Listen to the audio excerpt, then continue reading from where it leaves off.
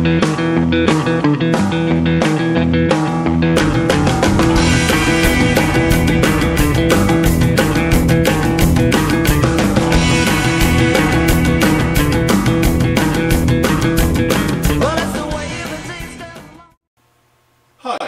is Davey Goode from Greasy Groove. I'm going to take a look at the intonation on a guitar, and for the purpose of this demonstration I just wanted to start off by showing you the various types of tuner that we can use to check and adjust the intonation. Any type's fine, they all work perfectly well. This particular tuner happens to be a digital tuner, but it still gives us an analog display in that we have a pointer on a scale. So when we take a look at the guitar and we take a look at the string, all 6 strings here are mounted the same way and they are supported between 2 points. So basically on most guitars what happens is the string is supported between the bridge, which could be a solid piece or much the same as this. It has individual parts to the bridge and each one of these parts is called a saddle. And at the other end of the string, on the nut of the guitar, towards the headstock here, you know, on most guitars it's supported on the nut. On this particular guitar this has what's called a 0 fret. So as the string comes over the nut here, it gets supported on the fret there, which is the 0 fret. If I pull out another guitar here, this doesn't have a 0 fret, so the string gets supported directly over the nut. But basically what we're trying to say here is that the string vibrates between 2 points. A point on the bridge on this guitar over the saddle, and a point at the headstock on this guitar, which is the 0 fret, or on this guitar would be the nut. So let's take a closer look at this particular instrument. We're supported here between the bridge and the 0 fret towards the headstock. Now the 2 points there set the string length. This is the length of the string that is allowed to vibrate between the 2 points. That length of string there is what we commonly call the scale length on the guitar. Now different manufacturers do actually use different scale lengths, and I'll probably get into that on another video at some time. But basically the 12th fret is halfway between the 2 points, right? So when we look at the physics of a guitar string, when we pluck the string and allow it to resonate, we get a pitch out of the string, which we tune in to be a certain pitch to allow us to play with other instruments, and we all tune to the same pitch, hopefully. So now if I half the length of that string by fretting on the 12th fret, I get another pitch. Now that pitch, what we're trying to achieve is to get that pitch to be an octave higher than the open string. So consequently the length of the string here is important, and then the fact that when we fret at the 12th fret is exactly halfway also becomes important. So for that reason we have an adjustment on the bridge which allows us to actually set the scale length on the guitar to be in keeping with the mechanics within this guitar. There are various ideas and techniques that are used when you're talking about intonation. For the purpose of this demonstration I'm going to use what I call the common sense approach. We're going to check the intonation by going between an open string and the 12th fret on the guitar. Now some people will talk about using the 1st fret and the 13th fret. Other people will tell you that when you play the open string it needs to be the harmonic, right? So believe me, there's no reason why you can't use the open string and the 12th fret on the guitar. It's a perfectly adequate way to do this. Let's take a closer look at the bridge here.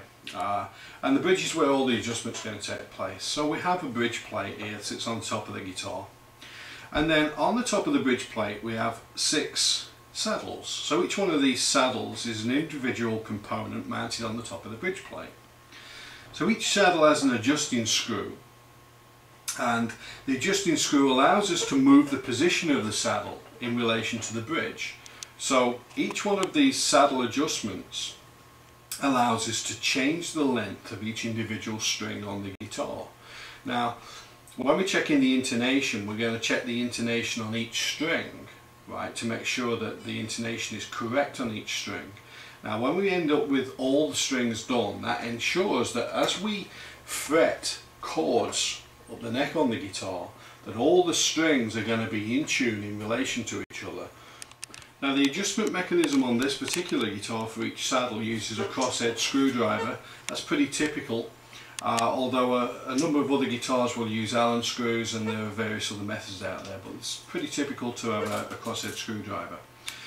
Let's take a look at, I've already put the guitar in tune on the open strings, but let's take a look at the first string. So I'm going to pluck the first string here, and we can see that the guitar tuner is telling us that we're in tune there. Now I'm going to fret it at the 12th fret, and I'm going to pluck the string again. Right, we can see here that the meter is showing us that we're sharp.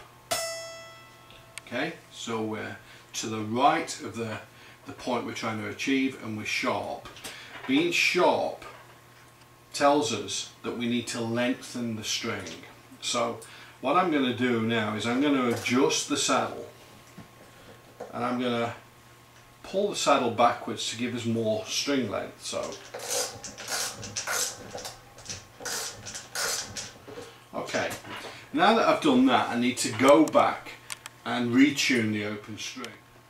With the string now retuned, we play the open string, we're in tune on the tuner, we fret at the 12th fret, and now we check it, and now we're also in tune on the 12th fret on the tuner, right?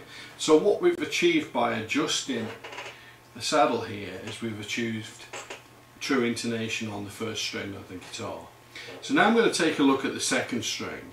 I deliberately set the first string sharp, I've deliberately set the second string flat. So let's take a look here. We look at the open string, we tune into the open string, and we get the B string in tune. Now let's try at the 12th fret.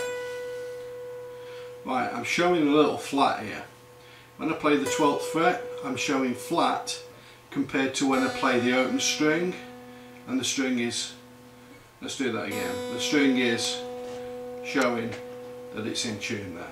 Okay, so this string is flat at the 12th fret.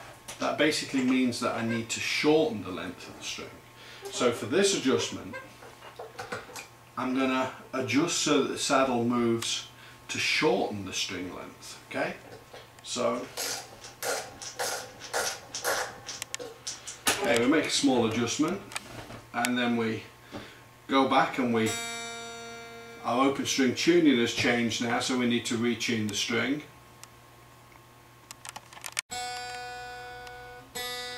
So with our B string now retuned, we're now in tune on the guitar. Try the 12th fret again. Let's try that again, just to be sure.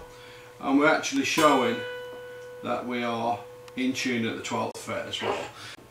So if you're sharp at the 12th fret compared to the open string, you lengthen the string with the saddle.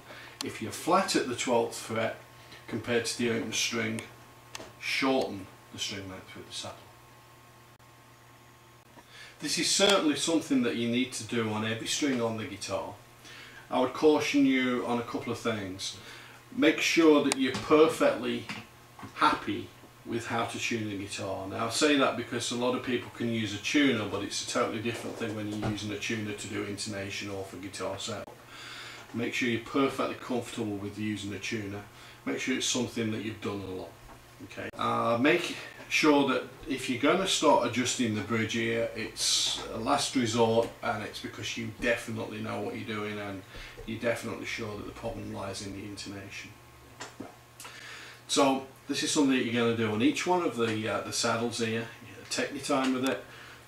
This video I've kind of rushed through a few things to show you. It's not a race against time. This is something that you need to do once, and do once only. There are times when we may need to reset up a guitar, and that's if we've gone for different string thickness, or if something's happened where we've had to adjust the neck. But basically, if you're the person using the guitar, unless something really radical changes, this is something you're going to do once, and not something you're going to do as often as you're tuning the guitar by any means. So take your time, make sure you do it right, and make sure that that you've got some good equipment around you. Make sure you've got a good tuner, something that you can trust, and make sure as well, it's worth noting, make sure the batteries are good in the tune before you start this. Okay, hopefully that's been of some help.